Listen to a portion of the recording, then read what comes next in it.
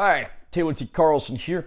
I actually just paid a visit to my buddy Joey over at Record City. I haven't been over there for a while, and I actually made some pretty good finds during some of my last few visits, so I thought I'd use this video to share some of those. There's not a whole lot to be seen in this video, but the things I got are pretty nice, and I'm glad to add them to the collection.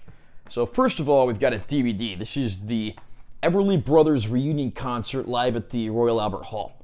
The Everly Brothers, of course, some of the true originators of early rock and roll. Their vocal harmonies were probably the most influential in the business at the time, although ironically they ended up being eclipsed by all the bands that they influenced, which is both flattering and disappointing at the same time.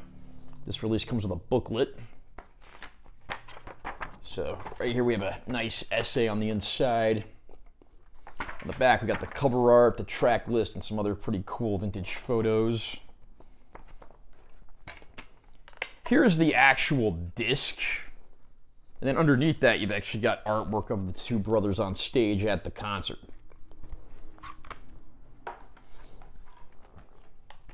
Next up we have Bombay Calling, Deep Purple Live 1995. So this would have been like right after Richie Blackmore finally and permanently left the band and Steve Morse became their signature axe man. Just kind of a plain interior on this one, no fancy liner notes or anything, but anytime I get the opportunity to add vintage Deep Purple stuff to the collection, I'm not going to pass that up. Probably the most elaborate of all the releases I got was this. This is Peter and Gordon, the definitive collection. Peter Asher and Gordon Waller made 6 studio albums together. Peter Asher, of course, would later go on to management and production. So, an interesting story with these guys. So, here's the cover. It's got all 6 of their albums pictured, plus a picture of them in the middle. Here's the spine. Back cover, this lists all of the tracks. It's 3 CDs, so you get 2 albums per CD covering their, what I believe to be their whole discography. There's essays that go along with each of the pairs of albums. And then this folds out. So you got all 3 CDs here, and each one of these has additional art underneath. And then there's the essay for the first pair.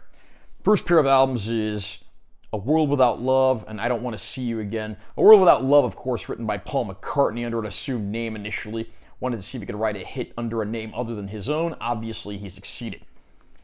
The middle CD here is their 3rd and 4th albums, I Go to Pieces and True Love Ways. I Go to Pieces was written by Del Shannon, who was also famed for songs like, Keep Searching and Runaway. And then True Love Ways, of course, is a classic Buddy Holly song that these guys put their own spin on. And then the final disc has their 5th and 6th albums, Woman and Lady Godiva.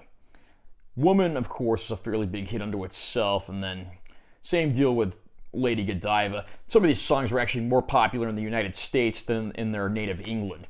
But it's nice to finally have their whole brief discography in one place. And that does it for my most recent haul of stuff from Record City, even if it spanned multiple visits. Have you picked up any great music, CDs, DVDs, or anything else lately? Comment down below and let me know what you think. Also, remember to subscribe to this channel for more content. I'm always posting new videos. And make sure you give this one a like if you found it helpful. I'm Taylor T. Carlson. I'll see you next time.